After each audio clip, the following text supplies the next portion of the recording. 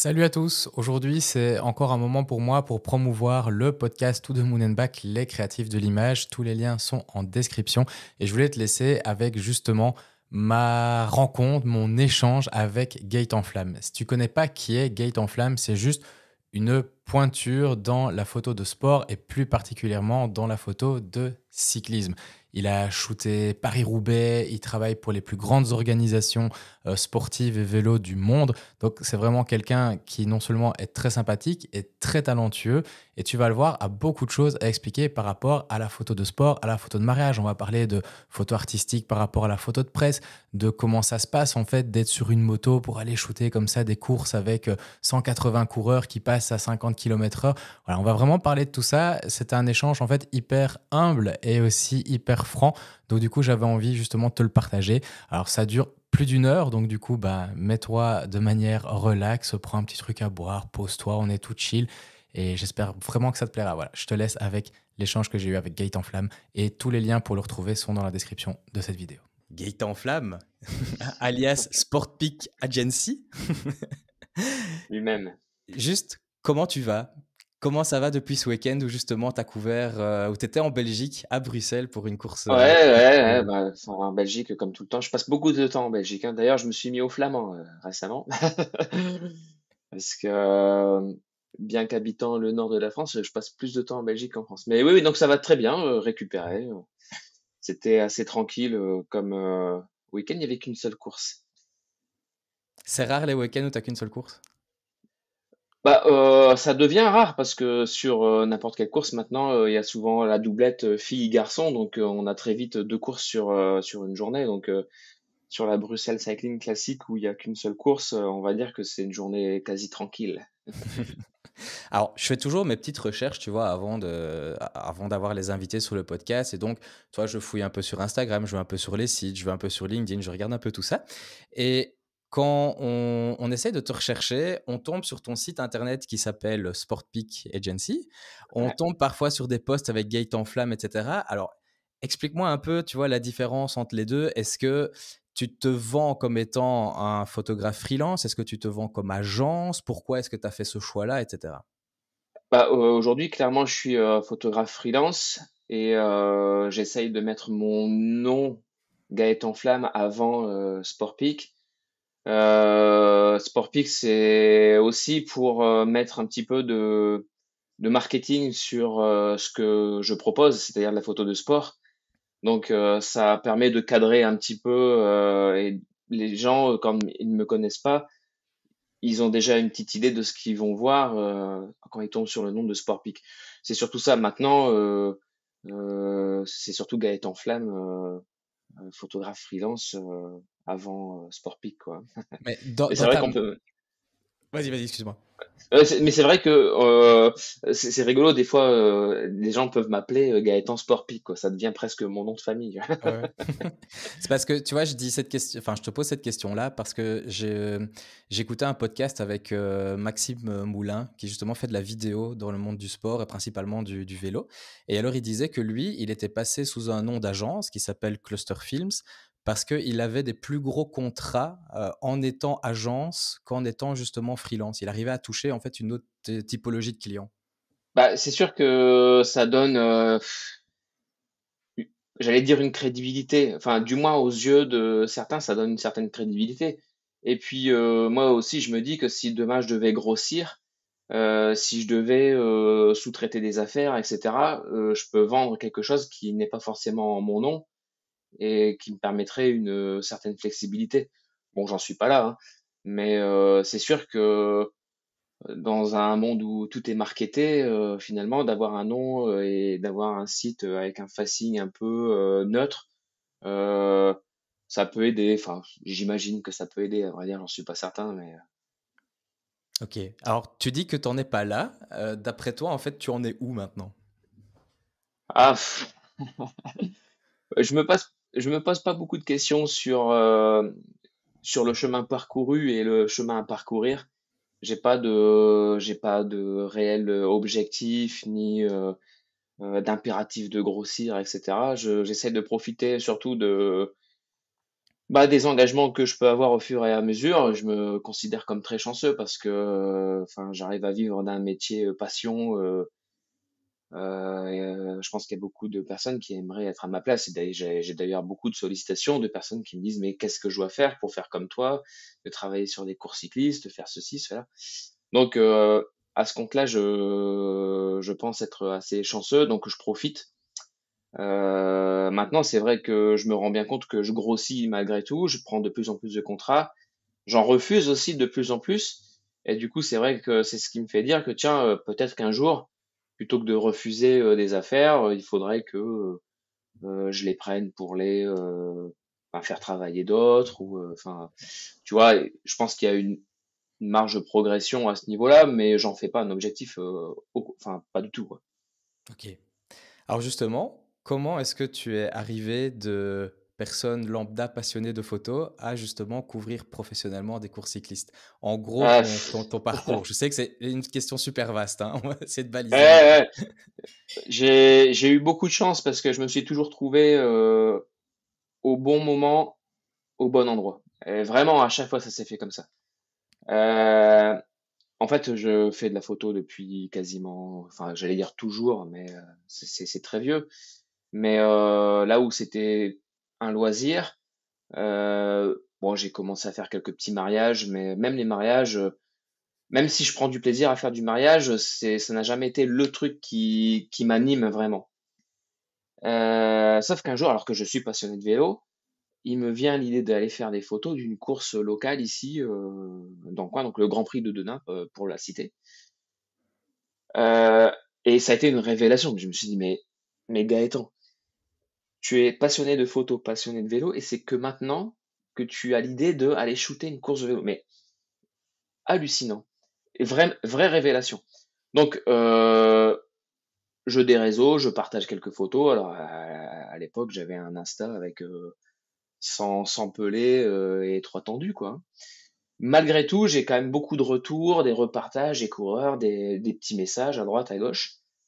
Et je me dis, tiens, merde, il y a un petit truc qui se passe. Bon. Du coup, derrière, je vais faire un cyclocross. Révélation, c'était un super prestige à Gaver. T'as vu, je prononce bien, C'est on a dit. bien, ouais, ouais, impressionnant. À Gaver. Et là, en fait, encore plus de retours.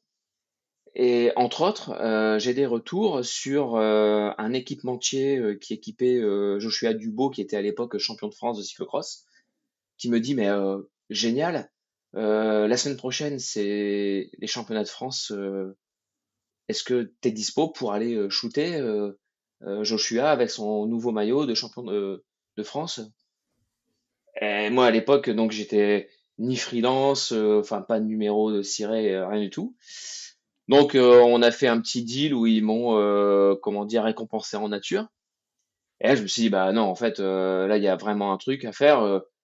Je tente. Écoute, si je prends du contrat, au moins, je saurai facturer mes prestations.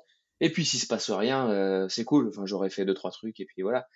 Sauf qu'en fait, ça s'est jamais arrêté. Et j'ai fait des crosses, j'ai eu des sollicitations. Je suis très vite rentré chez Flanders Classics, qui m'ont fait bosser sur une de mes premières courses, un, comment dire, un de mes premiers vrais contrats sur une course cycliste. C'était Gand-Wevelgem. Enfin, je sais pas si Ouais, t'imagines. ouais, j'imagine très Enfin, bien. donc je dis ah bah mince, donc ça y est, là je suis parachuté à Gand-Wevelgem quoi. Donc Mont-Kemmel, Wout van Aert et tout ça, j'y suis. Et ça a matché et puis du coup t'es libre la semaine prochaine pour le Tour des Flandres. Ah bah oui. Et puis voilà, donc première année, je me suis retrouvé donc photographe sur la Coupe du Monde de cross et puis ça s'est jamais arrêté à vrai dire. Donc, quand on Donc y pense, quand on y réfléchit un peu, en fait, tu as appris le métier quasiment en shootant les plus grandes courses classiques ah qu'on mais puisse imaginer. complètement. Ah ouais, complètement. Et Euh, t'étais pas terrorisé, t'étais pas intimidé, tu t'es pas dit à un moment donné, qu'est-ce que je fais là, qu'est-ce qui se passe? Ah bah, si, surtout que, enfin, ce qui était un peu effrayant, mais juste au premier abord, parce que finalement, je me suis rendu compte que, enfin, l'équipe avec laquelle je travaille chez Fenders Classic, elle est vraiment superbe. Mais donc Flanders Classic, qui est un de mes premiers clients, qui est une boîte flamande, je me suis dit, mais moi, français, je vais débarquer là. Donc le premier meeting que j'ai eu avec eux, donc c'est eux qui se sont adaptés, donc on a fait les meetings en anglais.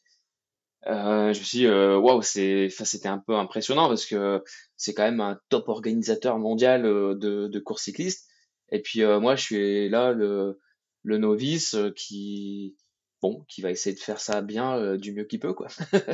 Donc oui, oui, c'est impressionnant. Mais après, passer les premières impressions et puis très vite, je me suis rassuré sur les attentes, sur la façon de travailler. Et puis, puis surtout, j'ai beaucoup appris. Parce que de course en course, j'ai surtout appris quelles étaient leurs attentes, la façon de travailler. Mon workflow aussi s'est beaucoup amélioré pour m'adapter aux attentes du client et j'apprends encore aujourd'hui. C'est super. Enfin, je trouve ça génial d'apprendre comme ça, justement. Et je pense que dans le vélo, enfin, tu connais sûrement Pauline Ballet.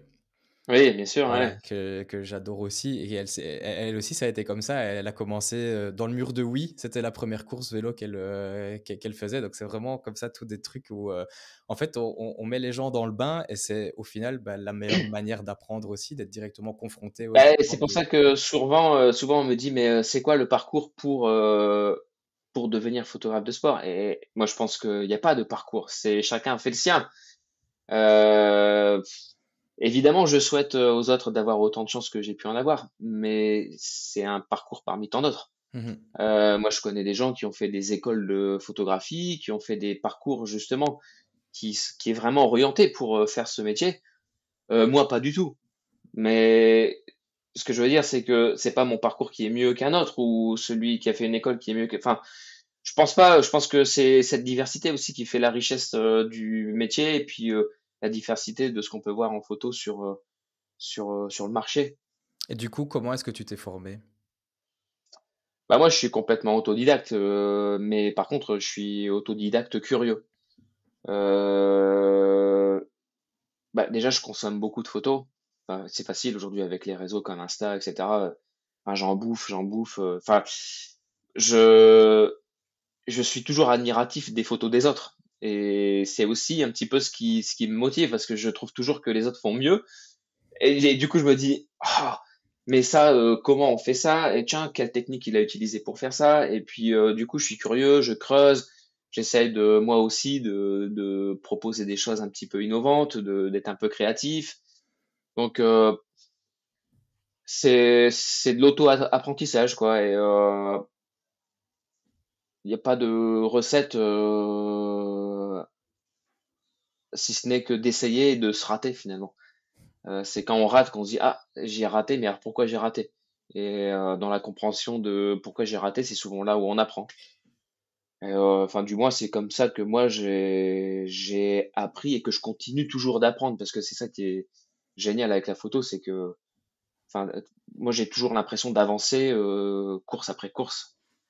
Tu arrives encore maintenant, avec toutes les courses qui s'enchaînent comme ça, l'air de rien, les événements et tout ça, de prendre encore le temps d'avoir ce recul-là sur ta pratique, de dire là, qu'est-ce que je peux faire, là, comment je peux m'améliorer? Ah oui, bah ça c'est un impératif tout le temps. J'essaye de c'est difficile hein, de pas reproduire les shots parce que forcément il y a des spots qui sont un peu classiques dans le vélo. Quand tu as l'habitude d'y retourner, bah forcément il n'y a pas 10 000 angles hein, donc tu es toujours un petit peu obligé de retomber sur ce que tu avais l'habitude de faire. Mais justement, c'est un exercice que j'aime bien aussi, c'est d'essayer de trouver, tiens, comment renouveler un peu le truc, comment faire différemment. Est-ce que c'est dans l'angle, est-ce que c'est dans la technique, est-ce que, enfin, voilà, c'est de trouver une façon de se renouveler sans cesse. Et puis, ouais, enfin, sinon je m'ennuierais. Et c'est ce qui m'anime aussi dans la photo, c'est voilà, de me voir avancer, de faire des nouvelles choses, quoi. Tu avais un boulot alimentaire avant de te lancer ou tu as directement pris le pas de la photo et c'est parti? Non, non, en fait, alors pour être tout à fait transparent, j'ai toujours un boulot. Euh, enfin full time d'ailleurs, hein, je suis ingénieur qualité dans l'industrie, donc tu vois, rien à voir. Euh, Clairement, aujourd'hui, je pourrais vivre de la photo. Maintenant, c'est pas une décision qui se prend à la légère. Tu vois, j'ai une famille, deux gamins, et puis bon, il se trouve que sans vouloir cracher dans la soupe, d'avoir deux salaires, c'est aussi un certain luxe, même si ça m'en coûte, puisque je travaille quasiment 7 jours sur 7. Excuse-moi. Maintenant, si la décision devait s'imposer, évidemment que je la prendrais. Aujourd'hui, j'arrive à avoir cette flexibilité de pouvoir jouer avec les congés, d'avoir un employeur qui aussi me laisse quelques journées par-ci par-là pour pouvoir justement assumer mes contrats. Donc pour l'instant, tant que ça ne s'impose pas à moi, je pense que ça durera comme ça.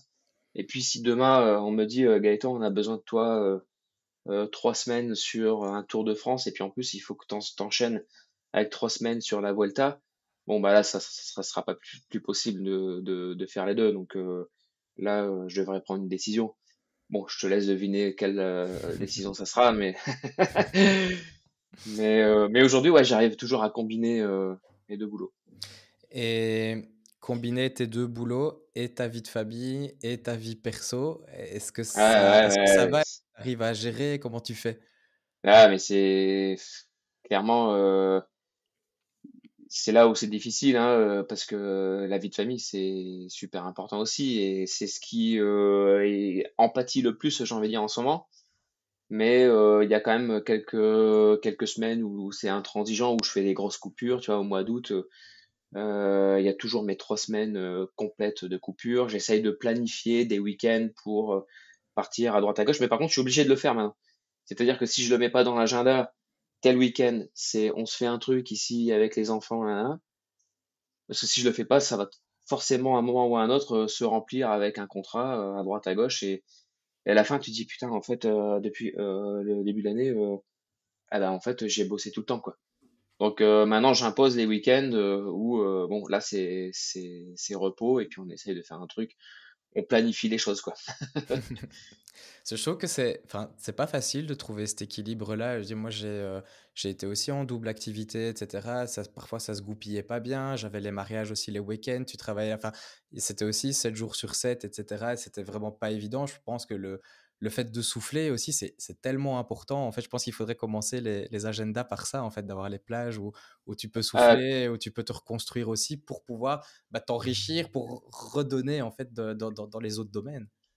complètement, complètement. Il faut penser à soi, mais aussi à sa famille, et puis enfin pas être égoïste. Alors c'est pas facile, hein. Encore une fois, c'est un métier passion et ça, nous on s'en rend pas compte. On est là, ça nous prendrait 7 jours sur 7 qu'on s'en rend pas compte parce que t'es dedans, tu kiffes ton truc, tu te donnes à fond, et puis tu vois pas le temps passer. Tu te dis bah, ah, ça fait 6 mois que je suis à fond. Enfin, tu sais, quand on sort de la saison des classiques, là, mars-avril, t'as 3 voire 4 courses semaine, plus le boulot. Enfin, laisse tomber. Ça va, quand je rentre à la maison, ma fille m'appelle encore papa, donc c'est que elle me reconnaît toujours. Mais Elle se rappelle de toi, ouais. ouais, mais c'est vrai qu'il y a des périodes comme ça dans l'année.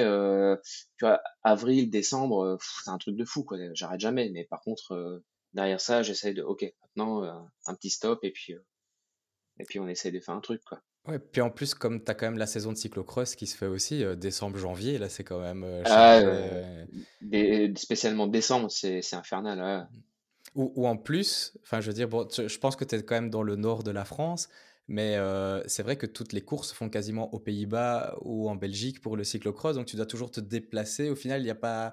Enfin, on a rarement des courses toute l'année à côté de chez soi, quoi. Ouais, alors pour le coup, j'ai de la chance hein, parce que c'est vrai que dans un rayon de 2 heures de voiture, j'ai beaucoup de choses, hein. Donc ce qui veut dire que finalement, je découche pas tant que ça. Tu vois, je suis souvent à la maison le soir, donc certes, je rentre pas tôt, je pars aux aurores, mais je suis pas non plus tout le temps à l'hôtel. Justement parce que avec cette situation géographique qui est la mienne, finalement, je suis assez bien loti, quoi. Alors justement, comment ça se passe une journée classique sur une course comme ça? On imagine que voilà, je crois que cette année, tu as fait Paris-Roubaix. Ouais. Comment ça Euh, se passe en fait?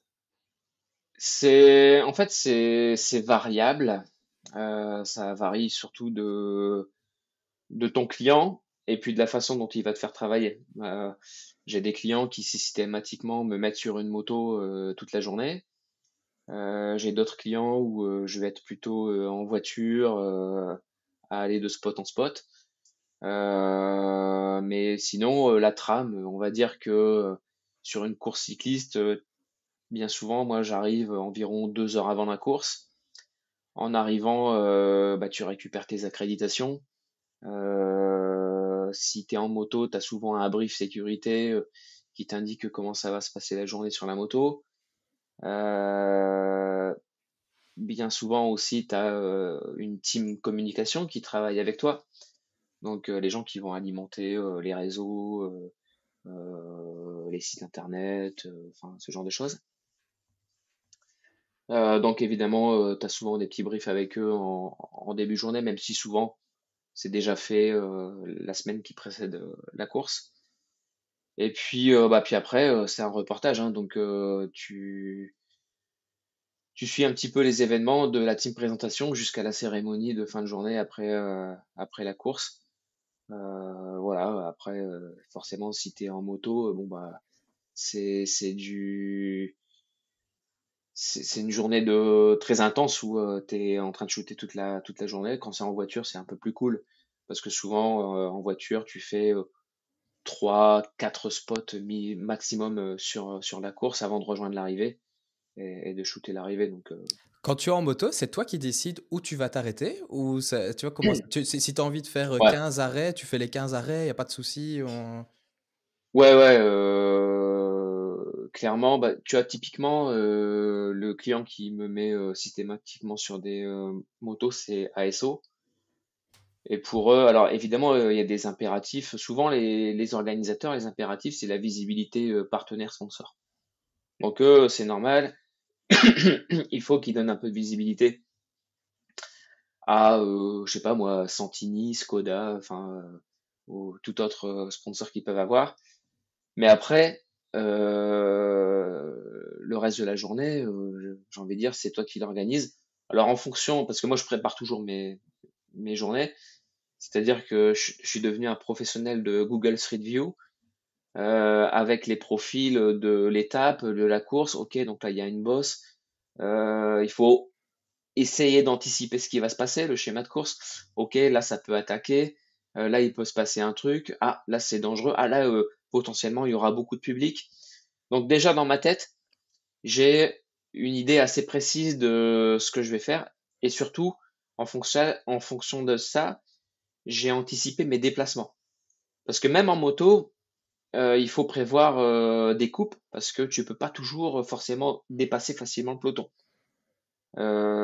Quand tu es sur un Paris-Roubaix par exemple, tu ne peux pas dépasser le peloton. C'est interdit. Tu peux pas sur les secteurs pavés dépasser des coureurs en moto. Donc là, tu dois prévoir tes coupes, savoir repasser devant en prenant un raccourci à droite, à gauche. Donc ça, sur toutes les courses, j'essaye de déjà, avant d'arriver sur l'événement, de savoir, ok, là on pourra couper, là on peut couper, là on peut couper. Et ça, c'est mon idée de base. Mais forcément, en fonction de ce qui se passe, tu dois t'adapter tout le temps. Et tu as intérêt d'avoir cette faculté d'adaptation parce que il peut se passer tellement de choses, des imprévus, des faits de course, et il faut savoir réagir et de se dire ah finalement j'avais une super idée, mais vu ce qui est en train de se passer, j'oublie, je fais autre chose parce qu'il y a un truc à raconter autre part, La parce que tu as vu réalité un de la truc, course prend toujours le pas. voilà. Ouais. Oui, oui, tout à fait. Justement, quand on parle comme ça un petit peu de photos, moi, dès qu'on parle de photos de sport, il y a toujours, quand j'en parle autour de moi, tout le côté presse qui arrive non-stop. C'est la photo de presse, le clicker fou, etc. Nanana. Est-ce que toi, tu travailles justement pour la presse ou tu travailles exclusivement pour les clients? Non, en fait, ça m'arrive de vendre des photos à la presse. Quand j'ai pas d'exclusivité sur une course où je peux mettre à disposition mes photos, ça m'arrive régulièrement d'en vendre à la presse. Mais 99% du temps, moi, mes clients, c'est soit d'ailleurs en majorité des organisateurs d'événements, donc les organisateurs des courses. Ce que je préfère faire, hein, d'ailleurs, c'est vraiment là où je prends le plus de plaisir. Ou alors des marques, des sponsors, des équipes. Donc voilà, c'est assez variable, mais finalement très très peu de photos de presse, quoi. Est-ce que justement, si tu préfères ne pas faire la photo de presse, etc., est-ce que c'est parce que tu peux y mettre ta patte? Bah, c'est pas ouais, tout à fait, c'est exactement ça. C'est pas le même métier en vrai, hein. Euh, En fait, évidemment, les photographes de presse essayent de faire des jolies images aussi, mais clairement, c'est pas le but premier. Eux, ils sont vraiment sur raconter la course et surtout la raconter en mettant des photos à disposition instantanément. Donc du coup, tout ce qui est edit, d'accord, il y a qu'à voir les photos. On voit que c'est du live. Mm. Mais c'est normal, c'est leur boulot qui veut ça. Euh, Moi, évidemment, je dois également livrer certaines photos rapidement parce que quand tu racontes une course, forcément, le mec qui lève tu vois, dimanche à Bruxelles, Merlier, il lève les bras. Dans la minute, il faut que la photo soit à disposition pour alimenter les réseaux. Donc, il y a quelques photos comme ça où on joue un peu le même jeu que la presse, mais derrière, il y a quand même de notre côté le souci de faire des belles images, de mettre en valeur les sponsors, parce que clairement, nous, notre intérêt, il est là. La presse, pas du tout, hein. Je veux dire, la Mhm. presse, eux, de mettre en valeur tel ou tel sponsor, c'est pas du tout leur boulot. Nous, par contre, c'est notre boulot. Il faut essayer de faire une belle image tout en mettant en avant les sponsors et les partenaires de la course. Donc, Donc, c'est quand même un exercice. tu ressens quand même la pression de l'instantanéité, etc., mais moins que si tu commençais à faire pour la presse où tu dois envoyer directement depuis le boîtier, Voilà. etc. Ah ouais, même si c'est un impératif chez nous, hein, je veux dire, pour travailler pour un organisateur, tu dois être capable de livrer des photos. Mais voilà, c'est quelques-unes. Après, il y a différentes façons de travailler, hein. Ça m'arrive de des fois éditer sur la photo pour envoyer une photo qui est prête à être publiée. Et puis des fois, tu travailles avec des iconographes qui eux reçoivent tes photos brutes, travaillent avec tes presets que tu lui as fournis, fait l'édit comme si c'était toi qui avait édité la photo, mais te décharge en live de la fonction d'édit. Toi, évidemment, après la course, tu feras ton batch édité toi-même, mais sur le live, ça peut arriver qu'il y ait des personnes qui font ce boulot-là à ta place, et toi, tu te concentres sur les prises de vue. Je discutais justement ce matin, j'enregistrais un autre épisode avec une photographe de concert. Et alors, elle disait que elle, les réseaux sociaux, la manière de partager les photos avait changé sa manière de shooter et que maintenant, elle ne faisait quasiment plus que des photos en verticale parce qu'elle savait que c'était partagé après sur les réseaux sociaux. Est-ce que ça, c'est un truc que tu penses au quotidien ou que tu as quand même, tu sens que tu as Euh, Moi, il y a quelques années en arrière, j'étais, enfin, de toute façon, c'est simple, je ne, sais- je ne sais pas shooter comme ça. C'est quelque chose, visuellement, quand je shoot, c'est très souvent format horizontal. Sauf que en edit, en effet, je sais qu'il va y avoir un besoin pour alimenter surtout Instagram où le format vertical est roi. Euh, et maintenant, je m'impose de livrer un certain nombre de photos dans ce format parce que, premièrement, c'est quelque chose qui manquait sur mes premières années où on me disait souvent, tiens Gaëtan, essaye de penser au format Insta, ça va pas quand on recrope, etc. Donc déjà parce que ça m'a été remonté que il fallait ce genre de photos.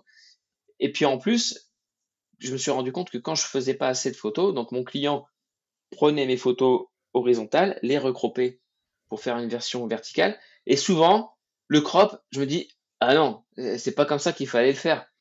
Donc, je me suis dit, bon, si c'est ça, je vais les faire moi-même. Donc, ma manière de travailler souvent maintenant, très souvent, c'est je shoot horizontal et à l'édit, je fais souvent des versions, donc 4/5e verticales, prêtes à être postées sur Insta, sans aucun crop du client. Le truc, il est déjà prêt à l'emploi. Mais ouais, clairement, c'est important et surtout, c'est ça facilite la vie de tout le monde. Mon client, lui, il a une photo qui est déjà croppée, prête à être poussée sur les réseaux. Et puis moi, en plus, voilà, je j'ai pas la frustration d'après coup de voir ma photo. Ah bah non, c'est pas comme ça qu'il fallait faire. Tu vois. Je trouve qu'en plus, le vélo est quand même un sport qui se prête au paysage, tu vois, et Ah pas bah oui, vraiment au format vertical. C'est ça qui est difficile aussi parfois ouais, je de... suis complètement d'accord. Je suis complètement d'accord. Mais c'est le jeu, hein. Il faut s'adapter aux médias, quoi, hein. Si tu devais définir ton style en trois grands principes, ce serait quoi? Ouf, ça c'est une vaste question. D'ailleurs, souvent on me dit, tiens, quand je vois tes photos, c'est marrant. Tout de suite, je sais que c'est la tienne. Et je sais pas à quoi les gens arrivent à identifier ça, parce que moi, je cherche pas justement à coller à un style ou à un autre. Je fais un peu ça au feeling. Maintenant, c'est vrai que je me rends bien compte que je suis assez sensible, euh, j'allais dire, au vivant. En fait, moi, ce qui me fait kiffer, c'est quand il se passe un truc, les émotions, enfin de la victoire, de la tristesse, ou des fans, des yeux qui s'écarquillent, des gamins face aux champions, les fans, enfin le truc qui tout ce qui fait un peu vibrer le sport, enfin ce pourquoi on aime le sport d'ailleurs. Donc j'essaye de retranscrire tout ça et puis vraiment de d'amener finalement le spectateur au plus proche de l'action, de se retrouver en plein milieu d'une course cycliste en voyant les photos. Quelque chose qui soit jamais statique finalement. J'essaie, du moins c'est l'objectif, hein, que quand on regarde l'image, on se dit tiens là il s'est passé un truc. Mhm. Jamais trop statique quoi. Moi, j'aurais dit, tu vois, qu'il y a une espèce d'émotion brute dans tes photos, tu vois.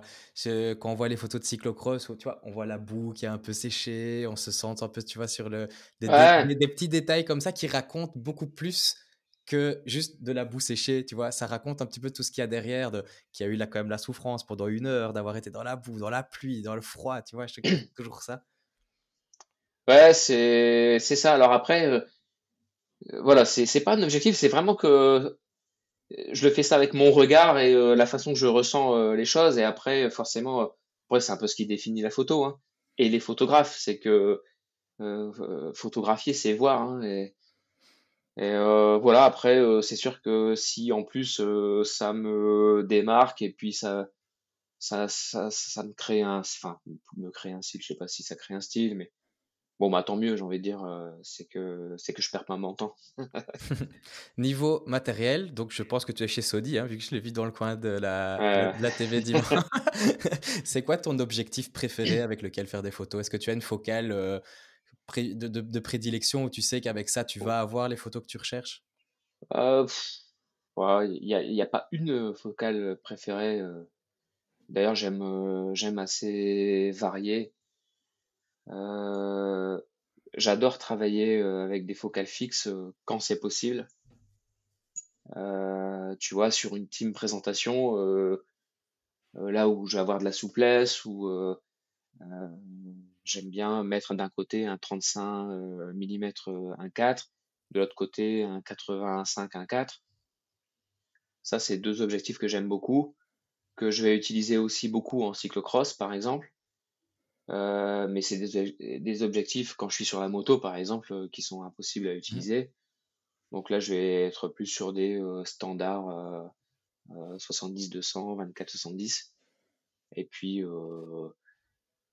après, enfin, il y a des objectifs que je vais utiliser que pour des arrivées, par exemple. Tu vois, j'ai un 300 mm f2.8 qui me sert quasiment que pour faire des photos finish. Ouais. qui est la photo souvent qui est la plus recherchée en plus. Donc c'est ça qui est. Bah ouais, et c'est rigolo parce que c'est souvent la photo qui va Ouais, rester de la journée, mais c'est d'ailleurs l'objectif le plus cher que j'ai dans le sac, mais c'est celui qui va mais il te servir sert qu'une fois. 30 secondes. Ah oui. Mais par contre, si j'ai pas cet objectif, enfin, je suis pas bloqué. Tu peux toujours t'adapter. Enfin, ça m'est arrivé de faire des photos d'arrivée sur le côté au grand angle. Enfin, tu peux aussi, hein. Mais mais c'est vrai que c'est des objectifs que, enfin, c'est juste magnifique, juste de l'avoir dans ta main. C'est des petits bijoux, hein. Mais c'est vrai que c'est pas celui que tu utilises la plupart du temps, quoi. Ah, tu me disais tantôt qu'il y avait quand même pas mal de gens qui venaient te demander ben, comment faire, etc. Donc ça veut dire que le métier de photographe sportif sur les courses cyclistes, ben, ça attire quand même, c'est pas moi qui vais dire le contraire. Euh, Est-ce que tu ressens une certaine concurrence ou dans le milieu comme ça du vélo ou est-ce que tu ressens parfois une certaine pression en disant peut-être que si j'accepte pas ce contrat-là, peut-être que quelqu'un va le prendre? C'est quoi ton point de vue en fait, par rapport aux autres Bah, photographes en général? j'avais beaucoup de préjugés, d'a priori, par rapport à ça avant de démarrer, parce que je pensais justement qu'il y avait une grosse concurrence. Et s'il y en a une, moi je la ressens pas. Et alors déjà premièrement parce que moi je me sens pas en concurrence avec qui que ce soit. Alors c'est facile à dire quand on travaille tous les week-ends, forcément. Mais au contraire, hein, moi, j'hésite pas à pousser le nom des collègues, des copains quand il y a des opportunités. Et je le fais jamais en me disant ah ouais, mais sinon il va me piquer la place ou non. Enfin, je veux dire pas du tout. Et si je peux aider, enfin ça m'est arrivé plein de fois. Non, non, là-dessus vraiment, vraiment pas. Ok. Ben, Euh, c'est chouette parce qu'au final, tout le monde dit toujours ça. Tu vois qu'il n'y a pas de concurrence, mais quand tu débutes, quand tu es un peu sur le côté, etc., tu te dis, waouh, ça doit être très. Et puis, tu vois, c'est parfois un peu des a priori comme ça. Et puis, quand tu es dedans, tu te rends compte qu'en fait, bah oui, c'est quand même. C'est quand même bon enfant, il y a quand même une bonne ambiance. Chacun travaille aussi souvent pour des employeurs différents. Donc, du Oui, mais coup, c'est ça. voilà. En fait, tu vois, quand on se retrouve sur une ligne d'arrivée, finalement, quand je regarde, je suis en concurrence avec personne en vrai, parce que il y a un mec, c'est la presse internationale, Getty, nanana. Lui, il travaille pour une équipe. Moi, je suis là pour l'organisateur. Du coup, à vrai dire, on fait pas tout à fait le même boulot. Euh, on- Puis en plus, j'ai envie de dire du boulot, il y en a pour tout le monde en vrai, hein, parce que du contenu avec les réseaux sociaux, il y a une forte demande. Spécialement pour la vidéo, tiens, de plus en plus. Mais c'est vrai que quand tu cherches à pénétrer ce métier, ça peut paraître, et c'est vrai que moi j'avais ce préjugé-là, mais maintenant, euh, enfin, quasiment tous les photographes que je croise sont tous devenus plus ou moins des potes, quoi. Donc, on s'envoie des messages, on a des groupes WhatsApp, enfin voilà. Non, non, vraiment, moi je ressens pas ce genre de. S'il y en a une, moi je la ressens pas. Alors justement, tu me donnes une perche magnifique parce que c'était une de mes questions que j'avais mis pour plus tard, mais je vais la poser maintenant vu que tu en parles.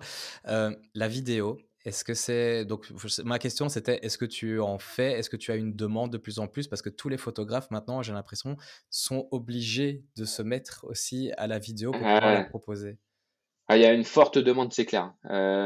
Et pour le coup,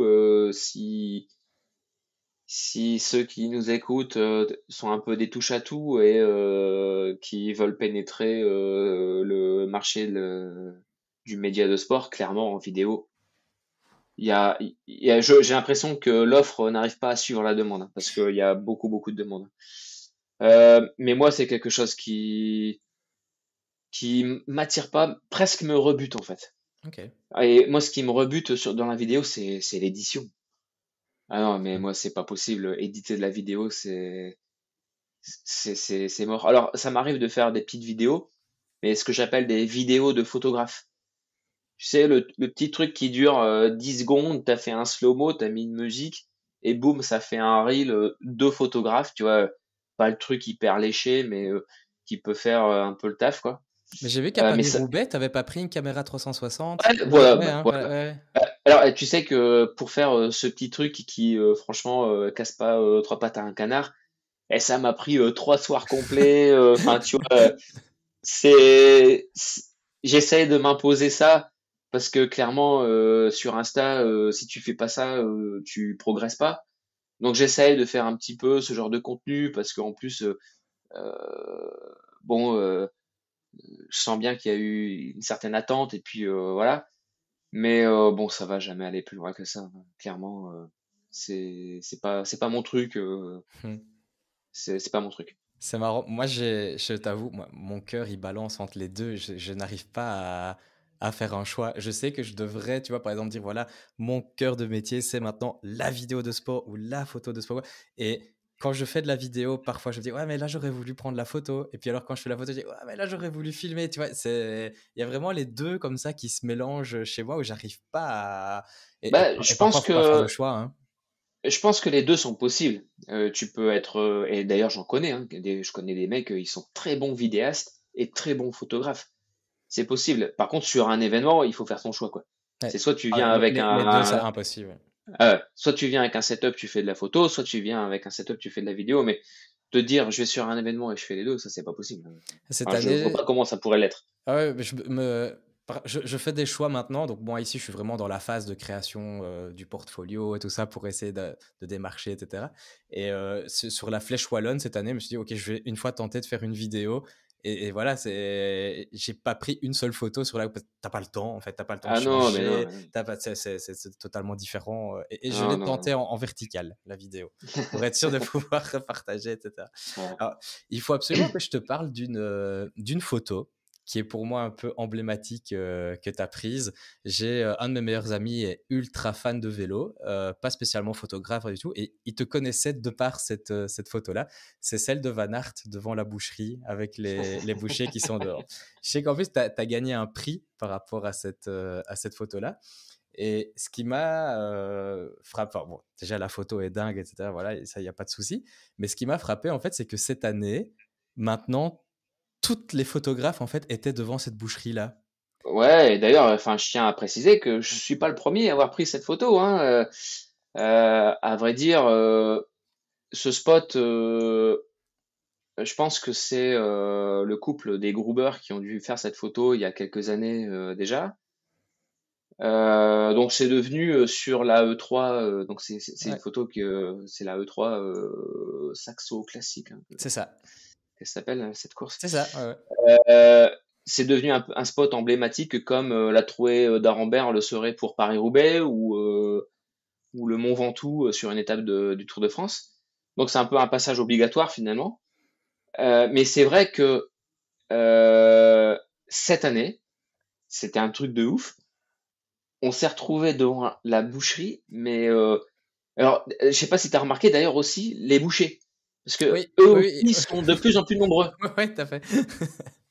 Parce que, alors du coup, je pense que ils savent qu'ils sont pris en photo et que les photos buzz et c'est repartagé, etc. Et j'ai l'impression que tous les ans ils recrutent, tout le monde veut être sur la photo. Et cette année, je crois que j'ai compté, ils étaient 11. Il y avait une équipe de foot quoi devant la boucherie. C'est marrant, Donc ça, même quand tu le ça perd un regardais à peu, la télé, tu ouais. vois, tu savais que ça arrivait, tu voyais tous les photographes qui étaient là, tu voyais tous les bouchers. Et puis bon, cette année, Ouais, en plus, bon, c'est Mathieu Van Der Poel qui est passé là tout seul, donc ouais. voilà, tu sais que tu as un beau champion en plus qui passe et tout, donc je trouvais ça marrant et ça que je voulais savoir un peu, tu vois, ton ressenti par rapport à ça, où en fait tu fais une photo, elle commence à buzzer, l'année d'après, bah, tu as 30 personnes qui sont là pour la faire et tout, enfin c'est... Ouais, bah après c'est- forcément quand t'as un truc qui marche. Encore une fois, hein, moi j'en retire pas forcément le mérite. Alors c'est sûr que comme on disait tout à l'heure en début de conversation, c'est que les choses qui ont été faites, on essaie de les faire différemment. Et moi, la photo qui a gagné le prix l'année dernière, j'essaie de la faire différemment justement de ce qui avait pu être fait par les autres les années précédentes. Et puis c'est vrai que sur cette photo, tu sais pas expliquer, mais il y a ce contraste entre Van Aert et les bouchers. l'aspect brique derrière. Enfin, il y a peut-être aussi l'edit qui a joué un petit peu. Et puis voilà, cette année-là, cette photo-là, tu sais pas expliquer hein, pourquoi cette photo et pas une autre. Ça a buzzé, on me parle que de ça, et c'est un truc de fou. Mais après, c'est vrai que là, c'est en train de perdre un petit peu de son authenticité parce que là, clairement, cette année, tout le monde s'est bien rendu compte que c'était un peu plus entre guillemets fabriqué, quoi. Mais ouais, bon, c'est rigolo. Après, ça n'empêche que l'année prochaine, j'y serai encore. Et il me semble que j'ai vu cette année, il y a pas quelqu'un qui l'a pris de l'intérieur de la boucherie. Il me Ah, semble, je me demande si j'ai pas vu passer ça. C'était intéressant, je trouve, tu vois, d'avoir l'autre côté, en fait, tu vois, ouais, de la photo. Mais je trouvais ah, ça. j'ai pas vu, non. Quand tu parlais justement de l'édit, je trouve que dans le sport, c'est parfois très difficile. Donc moi, je viens de base du monde du mariage où là, tu dois avoir un style très marqué pour qu'on vienne te demander, etc. Donc tu peux parfois y aller assez loin dans le style. Est-ce que ça, c'est un truc pour le sport? Est-ce que parfois tu te dis, oula, j'y vais peut-être un peu trop dans le respect, par exemple, des couleurs pour les maillots, des différentes équipes, tu vois? Est-ce que tu as comme ça en termes d'édition, des choses que tu te dis, là, parce que c'est du sport, je fais plutôt ça comme ça, ou il faut respecter ça? Ouais, en fait, ce que je vais livrer à mon client, ça va rester neutre. Toujours. Par contre, pour alimenter mes réseaux et mon portfolio, là, je vais me permettre des fantaisies. Mais pour mon client, assez rarement. Euh, Justement, c'est con, mais même une photo en noir et blanc, quand tu veux mettre en avant un partenaire, déjà ça marche pas. Souvent, on va me dire, ah bah cette photo-là, on l'a préférée en couleur parce que bah forcément, La couleur de la euh, marque, Lidl, il veut son ouais. truc en jaune, un tel, enfin tu vois. Donc ouais, je reste assez neutre sur ce que je livre à mes clients. Et après, il y a aussi les clients qui t'imposent leur preset à eux. C'est-à-dire que des fois, tu peux éditer avec un preset qui t'est imposé. Ça, c'est des choses qui se font de plus en plus aussi, hein. OK. C'est intéressant de voir comme ça. Ouais, au final, tu dois te plier dans les codes visuels. En fait, maintenant, Ouais. toutes les marques ont leur propre charte graphique et tout ça. Il faut Ah, coller donc dedans. eux, ils te fournissent un preset. Alors, évidemment, un preset, c'est un point de départ pour ton edit. Mhm. Évidemment que là-dessus, toi, tu vas quand même apporter ta touche, apporter les modifications que tu juges nécessaires.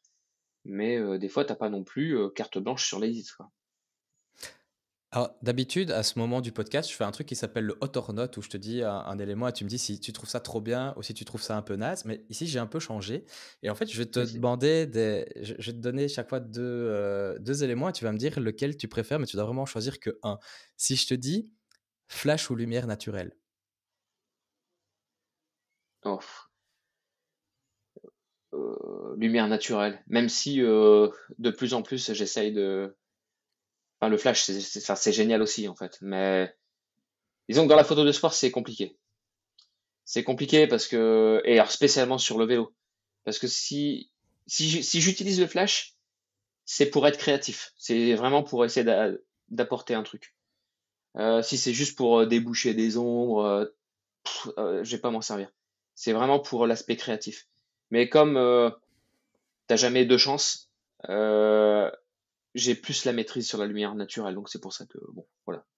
Et j'ai vu cette année au cyclocross, j'ai vu beaucoup de gens justement utiliser les flashs pour créer, tu sais, avec une vitesse un peu plus lente et tout ça. Et puis alors tu mets ton flash et tu arrives à avoir des trucs comme ça qui sont Ouais, voilà. super esthétiques.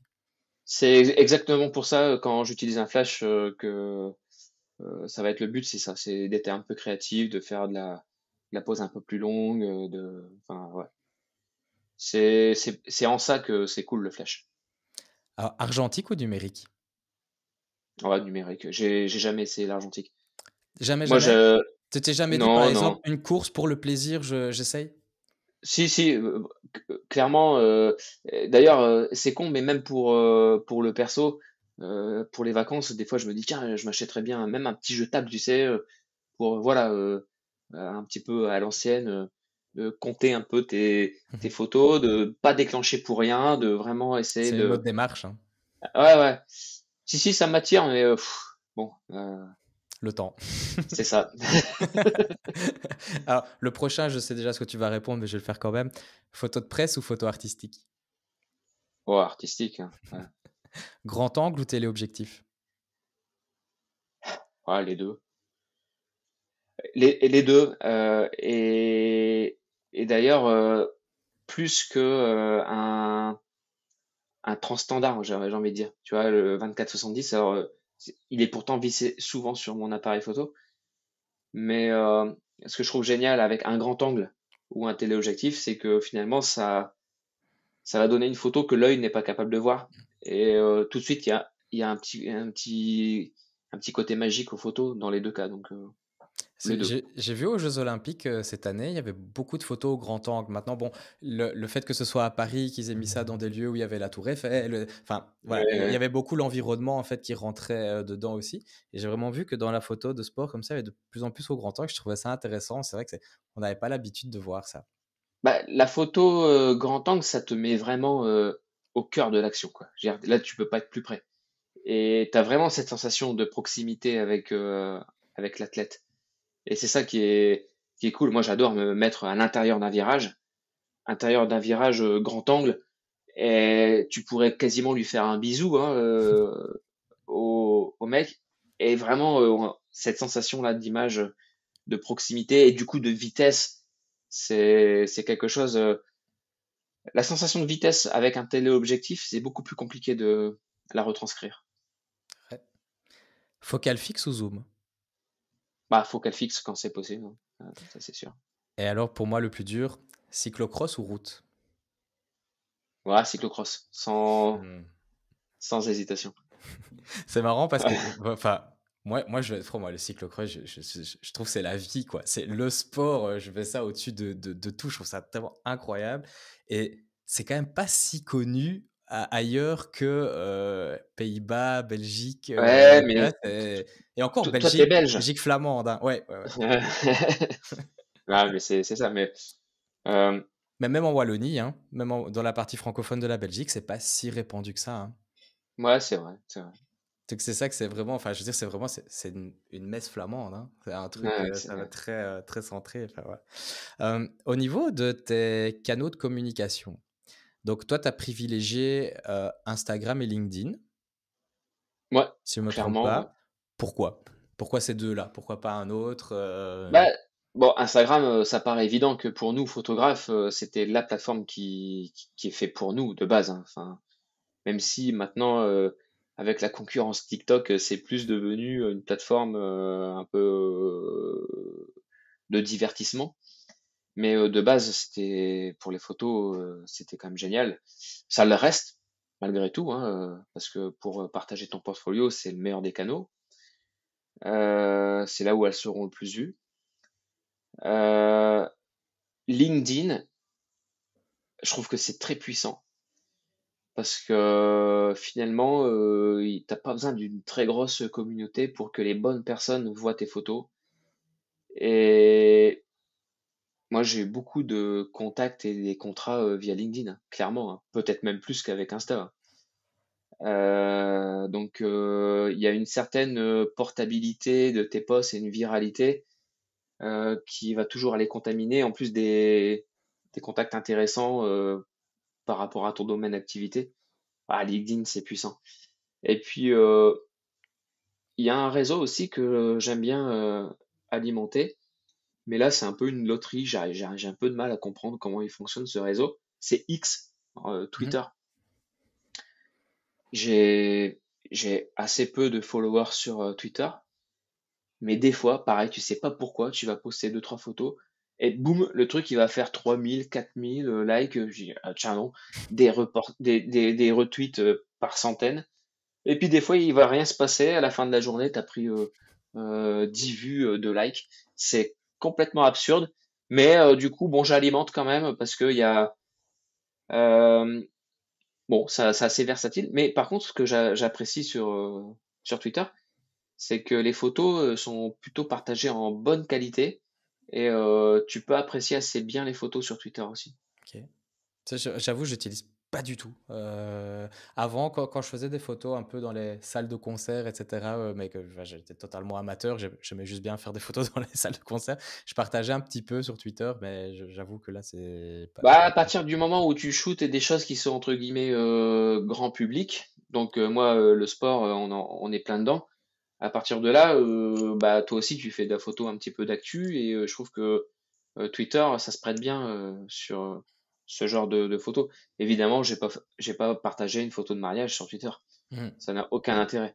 Mais la photo de Merlier qui gagne le Bruxelles Cycling dimanche, évidemment, je l'ai posté sur Twitter parce que ça reste une actu et en ça, ce réseau-là, il est pas mal. Alors, je sais que tu es super fan de cyclisme. J'ai vu que ici, tu avais shooté aussi de la course à pied, du trail, il me semble. Est-ce que Ouais. tu aurais l'envie de t'ouvrir vers d'autres sports ou tu voudrais vraiment rester dans le vélo? Bah, clairement, moi j'adorerais. Il y a deux trois trucs qui m'intéressent. Le trail, ça en fait partie. Par la force des choses. Je fais pas beaucoup d'autres choses que le cyclisme parce que en fait en début d'année j'ai l'agenda qui se remplit par le cyclisme donc à partir de là c'est compliqué de faire autre chose. Mais je t'avoue que quand j'ai été contacté et j'ai eu le contrat du coup pour faire des photos donc, du Trail des Pyramides Noires qui est ici dans le nord de la France, j'avoue que de longues semaines avant j'avais vraiment hâte d'y être. Parce que de faire un truc nouveau, bon, pour le coup, en plus, ici, sur les terris, qui est un peu ma région, et j'avais trop hâte de le faire, et surtout que, alors, aussi, je suis des photographes qui sont un peu spécialisés dans ce domaine. Quand je vois les choses passer, je me dis, ah ouais, moi aussi, je veux faire des trucs et tout. Donc, ouais, c'était quelque chose que j'avais vraiment envie de faire, et que j'espère que je renouvellerai dans le futur.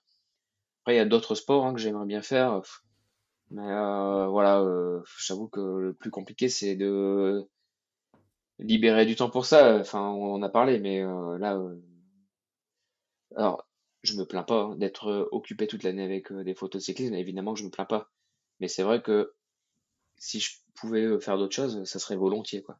Ce serait quoi ton rêve à photographier, que ce soit un sport ou une course spécifique ou un événement en particulier? Bah, aujourd'hui, ça serait un grand tour, spécialement le Tour de France, tu vois. Ça serait vraiment cool. Alors, Tu penses que ça c'est pas arrivera. possible? Si, si, ça c'est largement possible.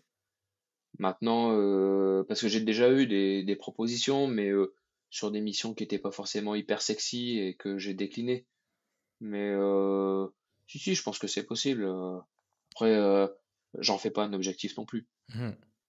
Vraiment, si demain ça devait se faire, je serais le plus heureux. Maintenant, j'en fais pas une fixation. Je suis déjà, enfin, quand je regarde le chemin parcouru et les courses qui sont dans mon agenda. Bah, j'ai pas vraiment à me plaindre et je m'éclate avec ce que j'ai déjà, donc ça serait the cherry on the cake, Mhm. c'est tout quoi. T'aurais un client vraiment idéal où tu te dis si je travaille avec lui, enfin, où c'est vraiment ton rêve de pouvoir travailler avec ce client particulier ou cette marque ou pas vraiment? Non, les clients pour qui je travaille sont déjà les clients rêvés en fait, hein. Je travaille pour les organisateurs des plus grosses courses au monde, donc je veux dire, voilà. Après, c'est sûr que, ouais, non, je suis un photographe heureux.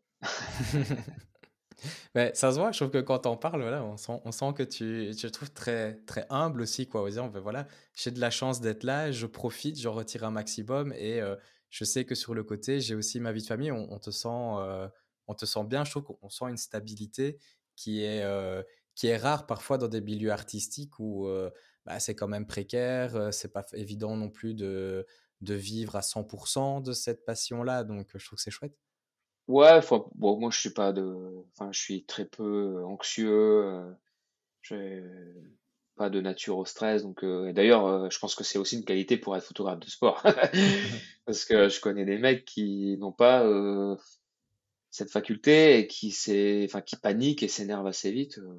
Non, non, pour le coup, non, moi, j'essaye de faire le boulot parce que c'est quand même la mission numéro un, mais en prenant du plaisir, quoi. Tu penses que... Et d'ailleurs, Ah, pardon, dis-moi. et d'ailleurs, je pense que c'est en prenant du plaisir que tu fais ton boulot bien. Hmm, Mais bon. c'est vrai, c'est vrai. Qu'est-ce que tu penses que seraient les qualités les plus importantes d'un bon photographe de sport? Donc, tu as déjà dit la gestion du stress. Ouais, bah, d'être organisé, de préparer, enfin du coup, encore, enfin d'un point de vue organisation, c'est surtout de préparer. Tu vois, je le disais en préambule tout à l'heure, ouais, quand j'arrive, j'ai déjà une idée en tête de ce qui va se passer. C'est de connaître son sport, de connaître les athlètes, de savoir quand tu arrives sur une course, enfin moi je parle d'une course parce que c'est de ça dont il s'agit, mais de connaître un peu qui sont les favoris, qui peut gagner, qui peut créer une surprise, parce que si tu arrives à anticiper tout ça, ça va t'aider à cibler les coureurs pour avoir à la fin de la journée un maximum de photos du potentiel gagnant, ce genre de choses. Après, c'est aussi dans les qualités, je dirais, de comprendre les attentes de ton client. Parce que bien souvent, nous, photographes, la seule chose qui nous obsède, c'est de faire une belle image. Hmm. Sauf que le client, lui, C'est pas bien, suffisant. Ouais. c'est pas ce qu'il attend, à vrai dire. Et bien souvent, il préfère peut-être même une image moins jolie, mais qui répond à un autre critère. Donc, ça, c'est super important de bien comprendre les attentes du client. Niveau justement financier, comment ça se passe? Parce que là, en fait, on voit de tout. En gros, beaucoup de gens ont envie de savoir, en fait, tu es payé combien pour une course? Alors, je sais que c'est pas une question qui se répond comme ça facilement parce que tu as Ah, tes clients, tu as les attentes, etc. puis surtout, tu sais, moi, je suis français ici en France, on n'aime pas trop parler Tout, d'argent. tout à fait. Ouais, en Belgique aussi, tu sais, ça c'est un truc. Mais tu vois, parfois, en fait, ce que je trouve, c'est que c'est tellement parfois opaque que les gens qui débutent dans le milieu et qui essaient de se lancer, ben, parfois ont du mal à tarifer à un juste prix aussi. Tu vois, ici, je vais reprendre l'exemple de ce matin où on parlait de la photo de concert et tout ça. Bah, évidemment, elle dit, ça dépend l'artiste pour lequel tu shootes, ça dépend la salle, ça dépend le truc. Elle dit, mais une journée, si tu es à moins de 300 euros pour ton concert, c'est difficile, quoi, tu vois. Donc, c'est ça, de savoir un peu. En gros, je pense que tout ce qu'on a envie de savoir aussi, c'est est-ce que c'est possible d'en vivre en France en 2025, de faire du sport, quoi. Bah, encore une fois, il n'y a pas de règle. Euh, je connais plein de mecs et pour le coup, si j'ai un conseil à donner aux gens, c'est de jamais faire ça, c'est de travailler gratuitement.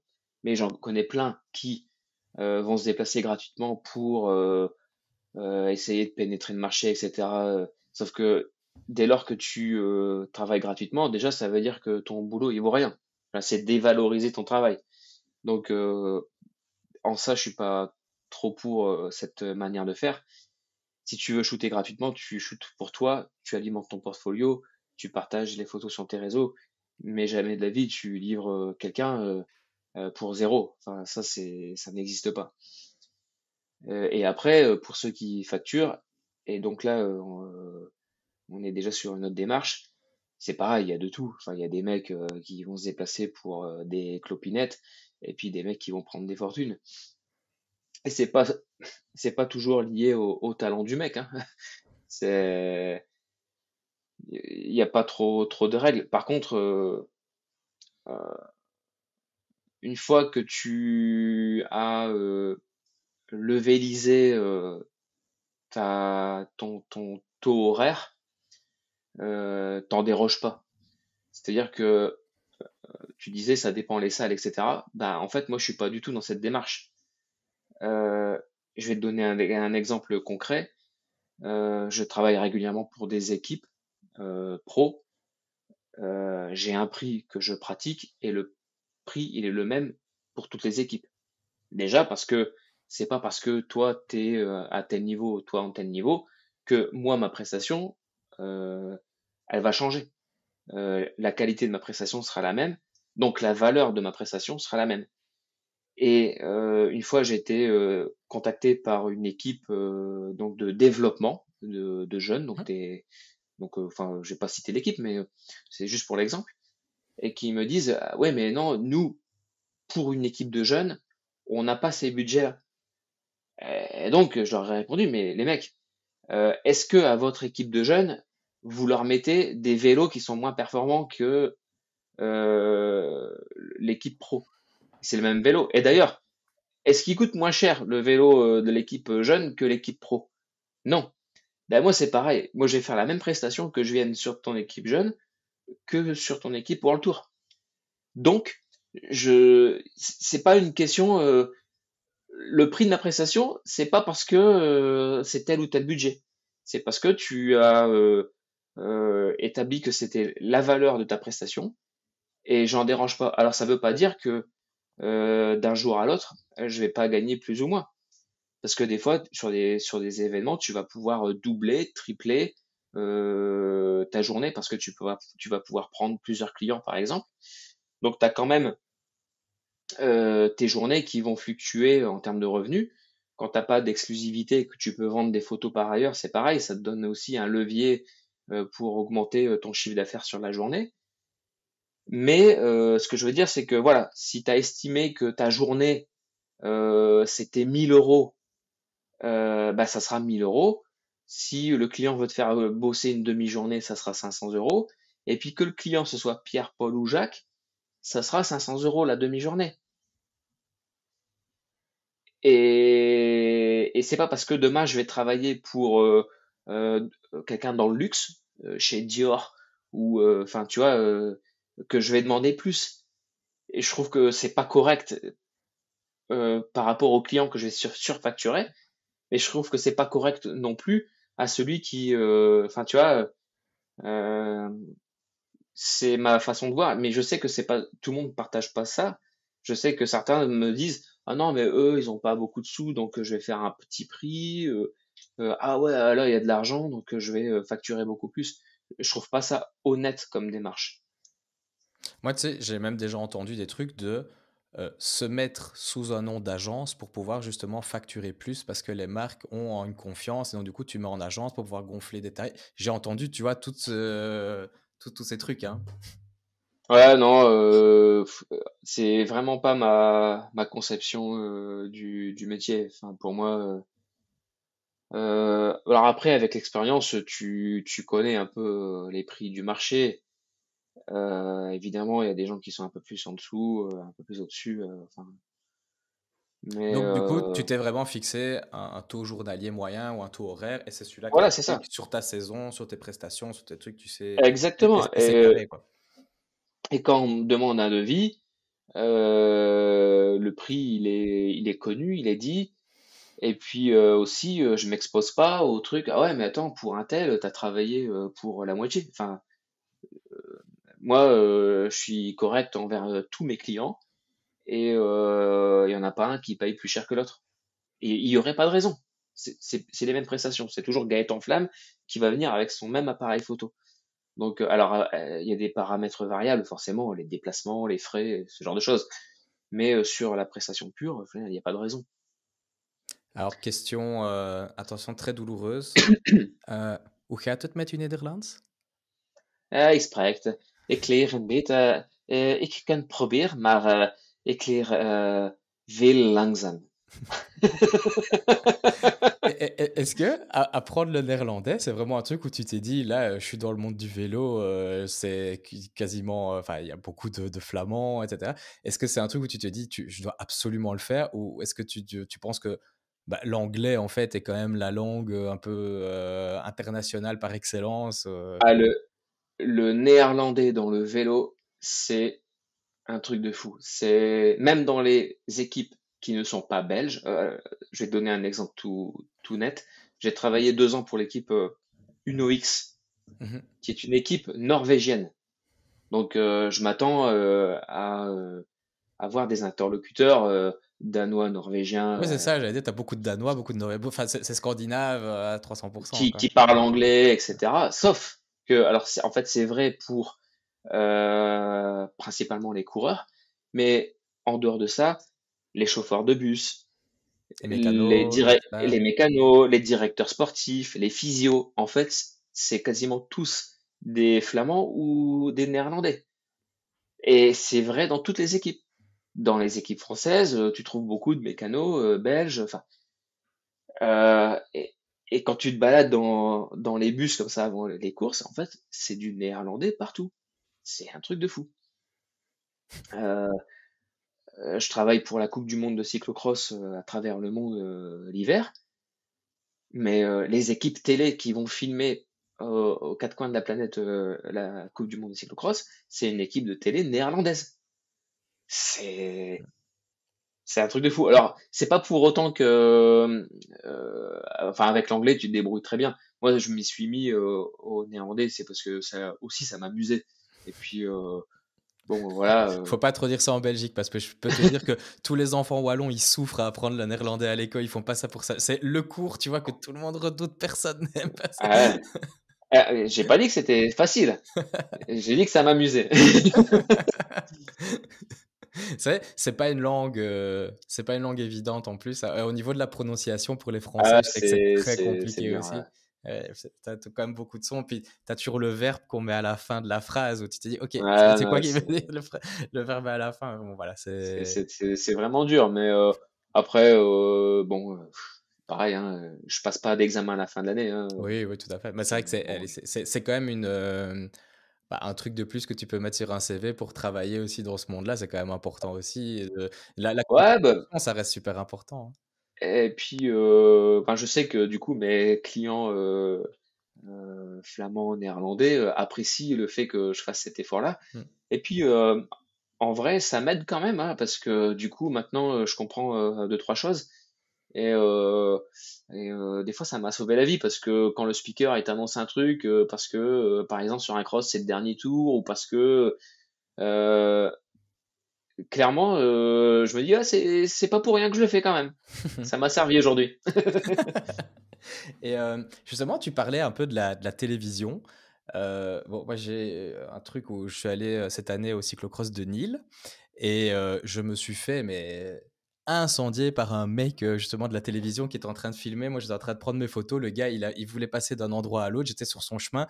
Il n'a pas réfléchi 2 secondes. Il est venu avec son câble. Je suis tombé par terre. Enfin bref, Ah c'est un ouais. truc où tu sens que la télévision reste quand même le média prioritaire et numéro un.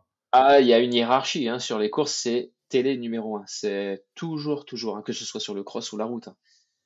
Hein. Et d'ailleurs, nous photographes, il faut qu'on soit invisible. Si on me voit à la télé, c'est qu'il y a un moment, j'ai pas été bon. Je te Mais rassure, ouais, dimanche, on a vu ta partie de visage.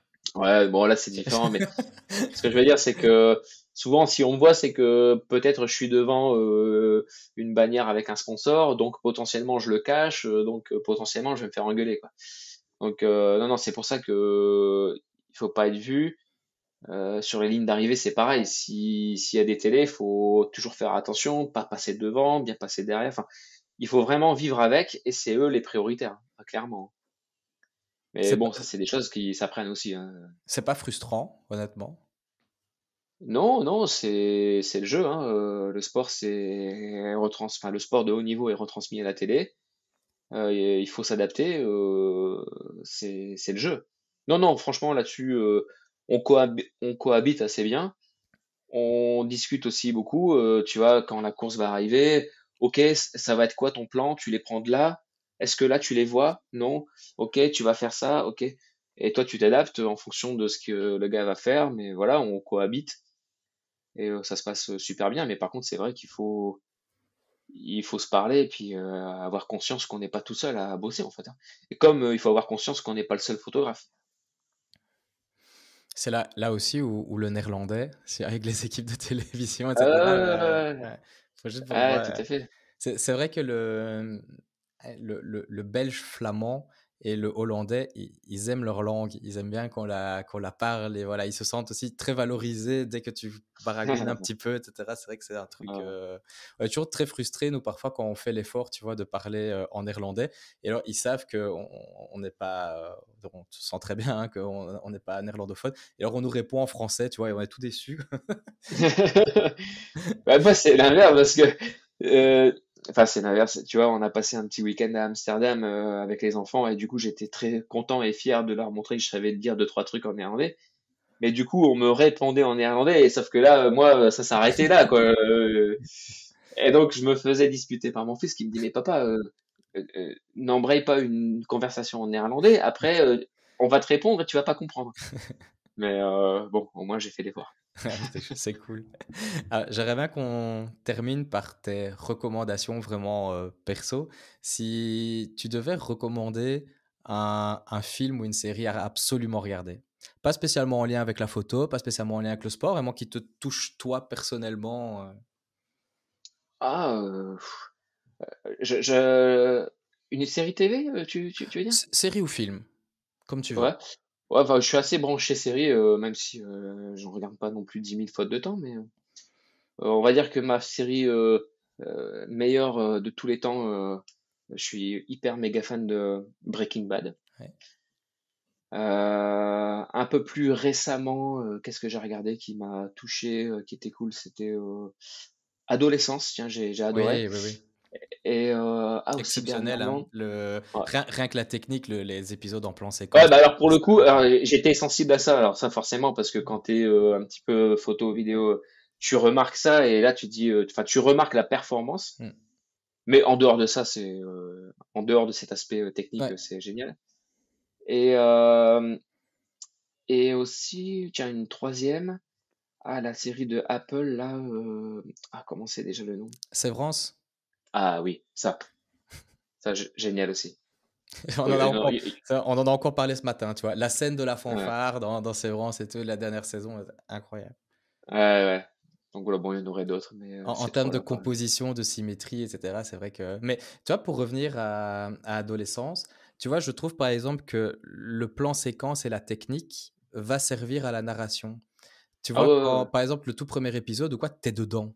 Tu ouais. vois, Oui, oui. et le plan séquence fait que t'es dedans, que t'as un stress, que tu dis il C'est y a ça, et impossible de ça. Et décrocher. voilà, ouais, c'est vraiment excellent, excellent.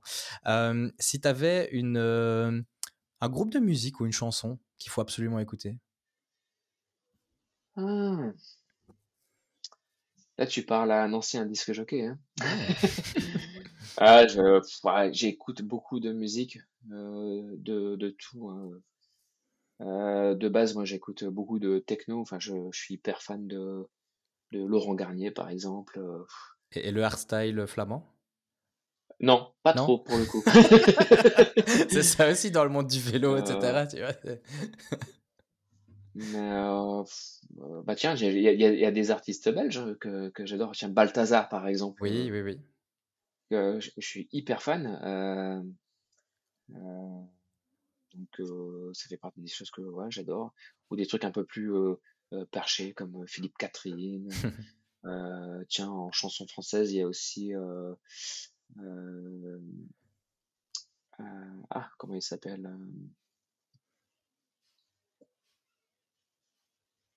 Ah, tiens, son nom m'échappe. C'est pas grave, Bon, c'est pas grave. si ça te revient, t'hésites pas. Ouais. Alors, un plat à manger. Plat à manger. C'est des questions que j'aurais dû me préparer pour ça, dis donc. C'est quoi ton plat préféré? Allez, des frites. Frites saucisses au cyclocross. Ah là là, t'es vraiment. Alors, un conseil que tu donnerais à un photographe de sport débutant qui se lancerait? Bah de shooter. Il faut shooter, shooter, shooter. C'est comme ça qu'on avance, qu'on apprend et enfin voilà quoi.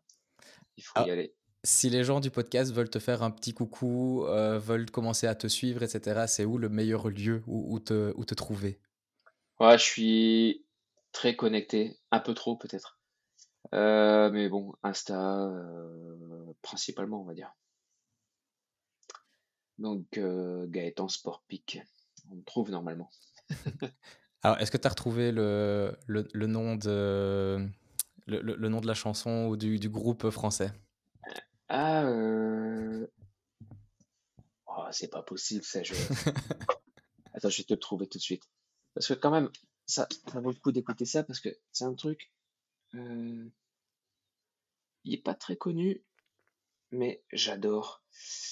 Et donc là, je sors mon. Ah, Bertrand Belin, voilà. Connais pas. Donc, tu vois, j'irai écouter ça après. Voilà, soyez pas un peu moins connu, mais Bertrand Belin, génial. Bon, en tout cas, merci beaucoup d'avoir pris le temps de répondre à toutes mes questions, d'avoir pu partager de manière franche comme ça tous tes petits conseils et encore un tout grand Bah, mais, merci. merci à toi, Jonathan. Franchement, on a passé un super moment. Enfin, j'espère que Torah et les auditeurs auront appris un truc. Enfin voilà, c'est avec toujours un grand plaisir de partager autour de la passion de la photo et du sport en plus. Ça, merci beaucoup.